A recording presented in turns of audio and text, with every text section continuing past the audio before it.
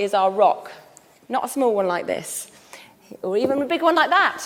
God is an eternal, everlasting rock that we can put our hope in. Okay, what about sand? Tell me, what's sand like? What? Smooth. Rocks can be smooth as well, can't they? What's the difference between this? Light. Shifting. Yes. What were you going to say, Gates? Shifting. Yes, sand moves. So sand is not like rock. So this is why do you think it's not a good idea to build your house on sand?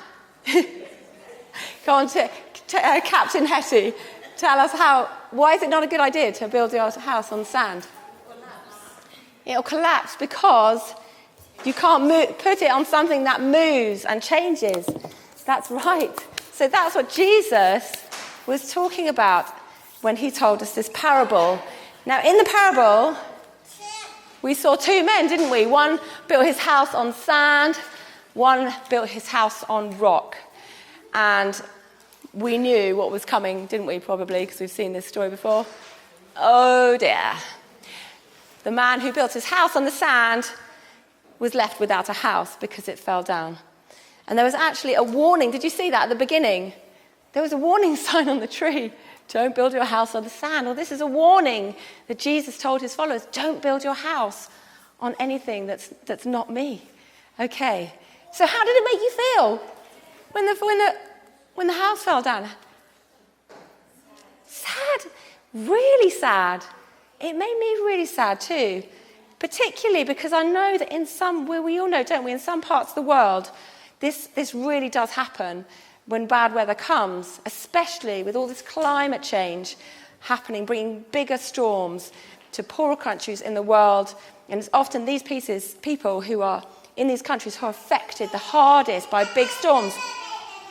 So that's why we need to look after our world, don't we, to stop the weather getting worse in these places. Now, I lived in Burkina Faso in West Africa for a while, and this was a friend of mine called Mariama, and she lived, not all the time, she actually moved from house to house, but she lived for some time in this little grass hut called a buguru. It's like a shepherd's hut that would be put up as a temporary shelter during the dry season. But in the wet season, in the rainy season, wow, there was rain. I mean, we lived in a brick house, my husband and I, with a tin roof. And when it rained so hard you couldn't hear yourself speak because of the loud noise on the corrugated iron. But you know, the rain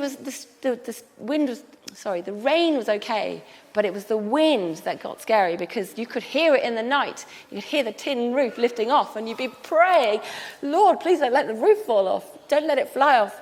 Because these storms, big storms, can be damaging to houses, right? Well, you know, Mariama she's the lady on the right, that's her daughter and her granddaughter, but Mariama lived in this little buguru, but her heavenly house was on the rock of Jesus.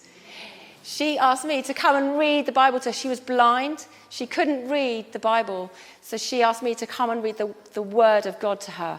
Because for her, that was where her house was built. Her house was built on Jesus. She was an amazing lady, an old lady who lived from house to house, different houses, sometimes a straw hut, sometimes a brick house. But she always knew her heart was on the rock of ages, and that's Jesus. Now, throughout the Bible, we hear that God is being called a rock, an everlasting rock. This is where my husband took me on a date when we were courting. Yeah, it's not a nice restaurant, but these are called the Domes of Fabadougou, and they're in the south of Burkina Faso. And you know, these rocks are over 2 billion years old. Rocks last a long time. They last a lot longer than you or me or even houses.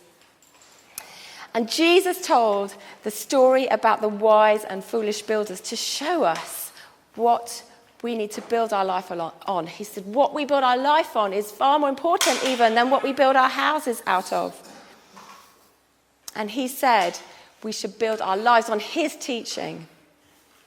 He warned us, he was warning his followers because he knew that in life there are storms, not just storms with wind and rain that can make us feel scared, but storms in our lives can often be like sand, change.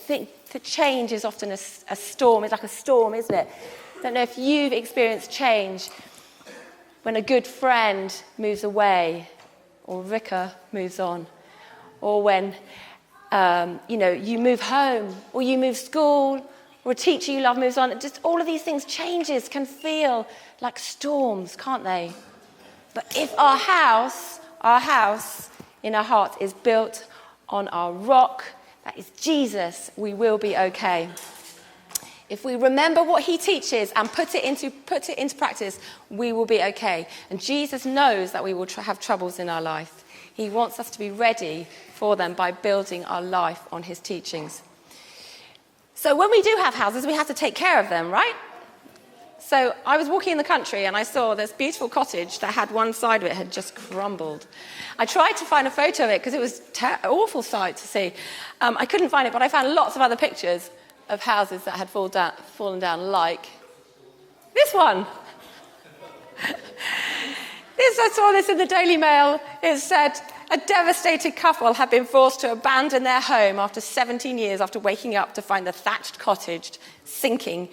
Ken and Gail Pitts found out 3 months ago that their £850,000 riverside house in the Norfolk Broads had developed a severe tilt. Neighbours claimed the picturesque 1970s cottage in the village of Horning started sinking shortly after it was rethatched because the wooden pile foundations had broken under the weight. The house looks pretty, doesn't it? But the foundations were rotting. It was not strong enough for the new roof that the owners put on it. So we need to look after our faith in the same way we need to look after our houses. We need to read the Bible and pray and talk to God and just do what he says. This is what Jesus says. Be obedient to my teachings. Look after your heavenly house, yeah? The house that is in your heart.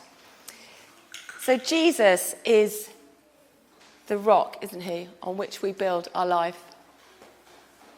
Yeah, I'll bring that up actually.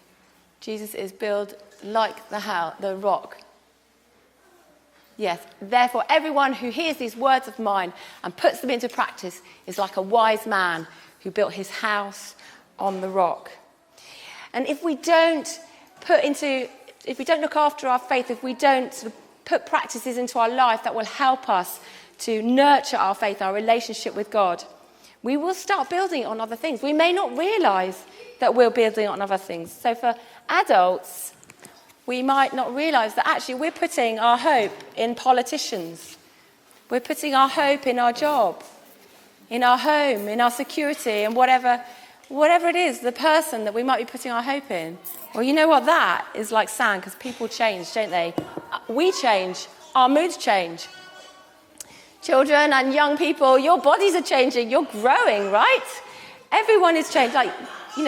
Daisy is totally different to how she was a couple of years ago. But God will never change, and that's the truth that we are learning today. God is our rock who will never change. That is who we put our hope in. His love for you will never change. You can always depend on him. Things break, don't they? But God never breaks, and he is strong when we feel weak.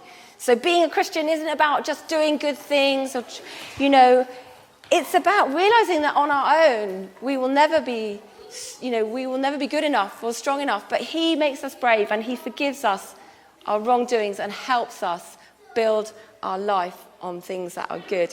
He will help us build our life well if we trust in him. Some of you may have heard this story. This is the shipwreck. And there was a story that Nicky Gumbel sometimes talks about. A young sailor a couple of centuries ago was in a shipwreck. And he was in the water drowning, and he found a rock to cling on. And he was there all night holding onto this rock. And in the morning, his rescuers found him. And they said, "How did you do it?" And he said, "Well, I clung there all night. I was trembling and shaking. But the rock never trembled once. So God is our rock, okay? Amen.